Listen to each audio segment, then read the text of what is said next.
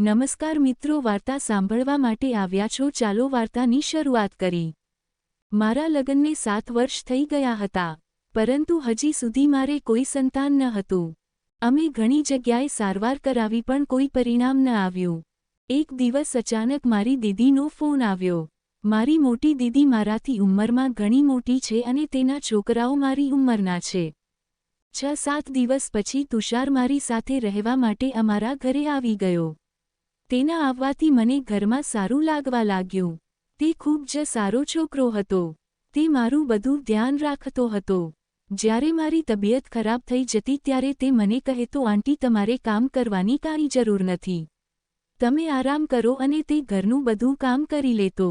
તુષાર રોજ મને સાંજે ચોકલેટવાળું દૂધ બનાવીને આપતો, ત્યારે હું દૂધ પીને તરત સૂઈ જતી। જ્યારે હું સવારે જાગતી તો હું ખૂબ જ આનંદિત થઈ જતી। હું તેને કહેતી કે તુષાર, તું ખૂબ જ સારું દૂધ બનાવે છે અને તારું દૂધ પીધા પછી મને ખૂબ જ સારી નીંદર આવે છે। મારી વાત સાંભળીને તે હસતો અને કહેતો, આંટી, આ મારા હાથનો જાદુ છે। ત્યારે હું એને કહેતી, તુષાર, જેની સાથે તારા લગ્ન થશે તે છોકરી ખૂબ જ ભાગ્યશાળી હશે, કારણ કે તું તેનું ખૂબ જ ધ્યાન રાખીશ। પછી અમે બંને હસવા લાગતા। અમે બંને ખૂબ જ વાતો કરતા। તુષાર પોતાના કોલેજની વાતો કરતો અને હું તેની વાતો સાંભળવી અને ખૂબ હસતી। તે મને કહેતો, તમે આંટી કરતાં મને દોસ્ત વધારે લાગો છો। એક દિવસ અચાનક મારા પેટમાં દુખાવો થયો। તુષાર ઘરે નહોતો એટલે મારે એકલા જ દવાખાને જવું પડ્યું। ડોક્ટર પાસે જઈને જે વાત મને જાણવામાં આવી તે સાંભળવીને મારા પગ નીચેથી જમીન સરકી ગઈ। મને કાંઈ સમજાતું નહોતું કે આમ કેમ થયું। ડોક્ટરે કહ્યું કે તમે પેટથી છો। ડોક્ટરના મોઢેથી આવી વાત સાંભળીને હું ચકિત થઈ ગઈ। હું વિચારવા લાગી કે આ બધું કેવી રીતે થયું। મેં ડોક્ટરને કહ્યું, મને લાગે છે કે તમારાથી કોઈ ભૂલ થઈ છે। હું પેટથી કઈ રીતે થઈ શકું? ડોક્ટરે મારી સામે રિપોર્ટ મૂક્યો અને કહ્યું, તમે આ માટે જ ઘણી બધી સારવાર કરાવી છે। હવે જ્યારે તમે પેટથી થઈ ગયા છો તો ભગવાનનો આભાર માનવાને બદલે પરેશાન શા માટે થઈ રહ્યા છો? રિપોર્ટ જોઈને હું વિચારોમાં પડી ગઈ। મને ખબર નહોતી કે મારા લગ્ન પછી મારી માટે આવું તોફાન આવશે। રિપોર્ટ લઈને હું ઘરે આવી ગઈ। મારી આંખોમાં આંસુ હતા। હું વિચારતી હતી કે આવું કઈ રીતે થઈ શકે। તુષારની સિવાય અત્યારે ઘરમાં બીજું કોઈ નહોતું તો પછી હું પેટથી કઈ રીતે થઈ? મને શક તુષાર ઉપર થઈ રહ્યો હતો, પરંતુ મારું મન માનવા તૈયાર નહોતું, કારણ કે તુષાર મારી સાથે આવું કરી શકે એવું કેમ વિચારી શકું? તે મારી સગી બહેનનો છોકરો હતો, પણ હકીકત મારી સામે હતી। હું ઘરે પહોંચી, તુષાર પણ ઘરે આવી ગયો હતો। મેં દરવાજો ખોલ્યો। તુષાર મને જોઈને હસવા લાગ્યો અને કહ્યું, આંટી, તમે ક્યાં જતા રહ્યા હતા? હું કેટલો પરેશાન હતો અને તમારો ફોન પણ સ્વિચ ઓફ આવી રહ્યો હતો। હું ઘરની અંદર આવ્યો તો તે મારી પાછળ પાછો આવવા લાગ્યો। તેણે મને પાણી અને ચા વિશે પૂછ્યું। મેં તેની વાતનો જવાબ ન આપ્યો। તે મને હવે બિલકુલ ગમતો ન હતો અને તેની સાથે નફરત થવા લાગી હતી। તુષારે કહ્યું, આંટી, તમે મારી વાતનો જવાબ કેમ નથી આપતા? મેં કહ્યું, મારે કાંઈ નથી જોતું, મારી તબિયત ઠીક નથી, મને એકલી છોડી દે, અને હું મારા રૂમમાં જતી રહી। મેં મારા રૂમનો દરવાજો બંધ કર્યો અને રિપોર્ટ કબાટની અંદર સંતાડી દીધો। મારા પલંગ ઉપર બેઠા બેઠા વિચારવા લાગી। તુષાર મારી સગી બહેનનો છોકરો હતો। હું તેની વિશે આવું વિચારી પણ નહોતી શકતી। જ્યારે તુષારની માના લગ્ન થયા ત્યારે મારી ઉંમર લગભગ 5 વર્ષની હતી। જ્યારે તુષારનો જન્મ થયો ત્યારે હું 7 વર્ષની હતી અને મારી બહેનના સંસ્કાર વિશે બિલકુલ ખબર નહોતી। તે પોતાના છોકરાને આવા સંસ્કાર ના આપી શકે, પરંતુ રિપોર્ટ મારી સામે હતા એટલે બધો શક તુષાર ઉપર જતો હતો। વિચારતા વિચારતા રડવા લાગી, કારણ કે બધા સંબંધો મતલબના હોય છે। આવા કામની અંદર કોઈને કાંઈ પણ નજર નથી આવતું, તે પછી આંટી હોય કે માં કે ભલે સગી બહેન। હું બસ રડી રહી હતી। મને કાંઈ સમજમાં નહોતું આવતું। મને યાદ છે કે નાનપણમાં જ્યારે તે મારી બહેન સાથે ઘરે આવતો તો તે મારી ગોદમાં આવી જતો। હું વિચારી રહી હતી ત્યાં જ તુષારે મારો દરવાજા ઉપર ટકોર કરી અને અંદર આવ્યો। મેં જોયું કે તેના હાથમાં દૂધ હતું। તે મારી સામે ચોકલેટવાળું દૂધ બનાવીને લાવ્યો હતો। તે સાવ નોર્મલ હતો। તે મારા પલંગ ઉપર આવીને બેસી ગયો। જ્યારે તે મારા પલંગ ઉપર બેઠો ત્યારે હું ડરી ગઈ। તેણે દૂધ ભરેલો ગ્લાસ મને આપ્યો. મેં દૂધનો ગ્લાસ બાજુના ટેબલ ઉપર મૂક્યો અને સખત અવાજમાં કહ્યું, મારી તબિયત સારી નથી. તું અહીંયાથી બહાર જા, મને આરામ કરવા દે. મારી વાત સાંભળીને તે થોડો ડરી ગયો. તેણે કહ્યું, આંટી તમે શું કહો છો? તેની વાત સાંભળીને મને તેના ઉપર ખૂબ જ ગુસ્સો આવ્યો. હું વિચારવા લાગી કે આટલું મોટું પાપ કરીને તે મારી સાથે કેવા ડ્રામા કરી રહ્યો છે. અત્યારે જ મારો રિપોર્ટ તેને મોઢા ઉપર મારું અને 2 થપ્પડ પણ મારી દઉં, પરંતુ હું આવું નહોતો કરી શકતી કારણ કે મારે તેને રંગે હાથે પકડવો હતો. મેં મારા ગુસ્સાને કાબૂમાં રાખ્યો અને મેં તેને કહ્યું, હું સૂવા માંગુ છું. મારી વાત સાંભળીને તે બહાર જતો રહ્યો અને જતાં જતાં તેણે કહ્યું, સારું, પણ દૂધ જરૂર પી લેજો.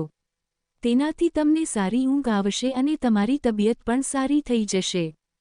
આટલું કહીને તે બહાર જતો રહ્યો. હું પણ તે જાણવા માંગતી હતી કે દૂધ પીધા પછી તે મારી સાથે શું કરવા માંગે છે. મેં દૂધનો ગ્લાસ લીધો અને બહાર ફેંકી દીધો અને રૂમની લાઇટ બંધ કરીને સૂઈ ગઈ. હું ફક્ત સૂવાનું નાટક કરી રહી હતી. હું તેની રાહ જોઈ રહી હતી કે તુષાર ક્યારે મારા રૂમમાં આવે. આમને આમ 2 કલાક જતા રહ્યા, તે મારા રૂમમાં ન આવ્યો અને પછી મને નીંદર આવવા લાગી. મને લાગ્યું કે તેને શક થઈ ગયો છે એટલે આજે તે નહીં આવે. હવે હું ચાવચેત થઈ ગઈ હતી. હવે હું તેને બીજી વખત કોઈ મોકો આપવા માંગતી નહોતી. જ્યારે હું સવારે જાગી ત્યારે હું તુષારને કહી દઈશ કે તું તારી માટે બીજી જગ્યા ગોતી લે. આમ વિચારતા વિચારતા મને નીંદર આવી ગઈ. સવારે જ્યારે મારી આંખ ખુલી ત્યારે મારા રૂમનો દરવાજો કોઈ જોરથી ખખડાવી રહ્યું હતું. મેં મારા રૂમનો દરવાજો ખોલ્યો. સામે તુષાર હતો. તેનો ચહેરો લાલ થઈ ગયો હતો. તે મને કહી રહ્યો હતો કે તમે દરવાજો શા માટે અંદરથી લોક કર્યો. હું વિચારતી હતી કે તેને ગુસ્સો શા માટે આવી રહ્યો છે કે મેં તેનો દરવાજો બંધ કરી દીધો હતો. આજે તેની મનની ઈચ્છા પૂરી નથી થઈ. મેં તેને કહ્યું, તું મને આવું કહેવાવાળો કોણ છો? તે થોડો હેરાન થઈ ગયો અને પછી શાંતિથી બોલ્યો, આંટી તમારી તબિયત ખરાબ હતી એટલા માટે મને તમારી ચિંતા હતી. એટલે હું દરવાજો ખોલવાની કોશિશ કરી રહ્યો હતો. મેં તેને કહ્યું, તારે મારી ચિંતા કરવાની કોઈ જરૂર નથી. હું વિચારી રહી હતી કે બાજુમાં મારી સહેલી રહે છે. જો આ વાત મારા પતિને ખબર પડશે તો મારી જિંદગી બરબાદ થઈ જશે. હું વિચારતા વિચારતા મારા રૂમમાં બેઠી હતી. થોડા વખત પછી એવું થયું જેને જોઈને મારા પગ નીચેથી જમીન સરકી ગઈ. મેં જોયું કે મારા પતિ વિજય વિદેશથી પાછા આવ્યા હતા. તેણે આવીને મને ગળે લગાડી લીધી. હું તેને ભેટીને રડવા લાગી અને વિચારવા લાગી કે હવે શું થશે. તેણે મને કહ્યું, તું શા માટે રડી રહી છે? હવે તો હું આવી ગયો છું. હવે હું 2 મહિનો અહીંયા રહેવાનો છું. મને છુટ્ટી મળી ગઈ છે. મેં તને બતાવ્યું નહોતું કારણ કે હું તને સરપ્રાઇઝ આપવા માંગતો હતો. મેં પોતાનું દર્દ છુપાવીને હસવાની કોશિશ કરી. તુષાર પોતાના રૂમમાં સૂવા જતો રહ્યો. હું અને વિજય મારા રૂમમાં જતા રહ્યા. વિજય ખૂબ જ થાકી ગયો હતો. તેને થોડીવાર મારી સાથે વાતો કરી અને પછી સૂઈ ગયો. મને આખી રાત નીંદર ન આવી. હું વિચારી રહી હતી કે હવે શું કરું. જો મારા પતિને આ વાતની જાણ થશે તો મારું ઘર બરબાદ થઈ જશે. આમ વિચારતા વિચારતા ક્યારે સવાર થઈ ગઈ મને ખબર જ ન પડી. હજી પણ મારા પતિ સૂઈ રહ્યા હતા. હું બહાર આવીને જોયું તો તુષાર ચા બનાવી રહ્યો હતો. તે મારી પાસે આવ્યો અને હસતા હસતા બોલ્યો, આંટી ચા પી લ્યો. મેં તેને ગુસ્સામાં કહ્યું, તું હજી કેટલા ખેલ કરીશ? તું માણસ છો કે બીજું કાંઈ? અને તું આવું બધું ક્યાંથી શીખ્યો છો? તને શરમ નથી આવતી? તું મને આંટી કહે છે અને બીજી બાજુ આવું કરે છે. હું આ બધું વિચારીને પાગલ થઈ ગઈ. હું વિચાર્યા વગર તેને કહી રહી હતી. તે મને એક નજરે જોઈ રહ્યો હતો. તેણે કહ્યું, આંટી તમે શું કહો છો? મને બિલકુલ સમજાતું નથી. મેં શું કર્યું છે? તમે મારી સાથે આ રીતે વાત કરો છો? મેં તેની સામે ગુસ્સાથી જોયું અને મારા રૂમમાં ગઈ. મેં જોયું કે મારા પતિ હજી પણ સૂઈ રહ્યા હતા. મેં ગુસ્સામાં રિપોર્ટ બહાર કાઢ્યો અને તુષારની પાસે આવી. તુષાર હજી પણ ત્યાં જ ઊભો હતો અને મેં ગુસ્સેથી રિપોર્ટ તુષારના મોઢા ઉપર ફેંક્યો અને કહ્યું, આ વાંચી લે. તારું મોઢું લઈને અહીંથી જતો રહે. તેણે રિપોર્ટ નીચેથી પોતાના હાથમાં લીધો અને વાંચી તેના ચહેરાનો રંગ ઉડી ગયો. તે કંઈ બોલે તે પહેલાં મારા પતિ વિજય બહાર આવ્યા અને તેના હાથમાંથી રિપોર્ટ લઈને વાંચવા લાગ્યા. વિજયને રિપોર્ટ વાંચતા જોઈને હું ખૂબ જ ગભરાઈ ગઈ અને મને ચક્કર આવ્યા. હું નીચે પડી ગઈ. જ્યારે મને હોશ આવ્યો ત્યારે હું હોસ્પિટલમાં હતી. વિજય મને ધ્યાનથી જોઈ રહ્યો હતો. મારો ભાણો પણ ત્યાં જ હતો. તુષારને જોઈને હું રડવા લાગી અને કહેવા લાગી, વિજય, આમાં મારો કોઈ વાંક નથી. તુષાર મને દૂધની અંદર નીંદરની ટીકડીઓ આપીને સુવડાવી દેતો હતો. મહેરબાની કરીને મને છોડી નહીં દેતા. હું તમને ખૂબ જ પ્રેમ કરું છું. હું તમારા વગર રહી શકું એમ નથી. વિજય મારી પાસે આવ્યો અને મને ગળે લગાડી અને કહ્યું, તું ચિંતા ના કર. હું તને ક્યારેય નહીં છોડું. મેં બધા ટેસ્ટ ફરીવાર કરાવ્યા છે અને તું પેટતી નથી. તારો રિપોર્ટ બીજાના રિપોર્ટ સાથે બદલાઈ ગયો હતો. આમાં તારો પણ વાંક નથી અને તુષારનો પણ વાંક નથી. તુષારે પણ તારી સાથે કોઈ ખરાબ કામ નથી કર્યું.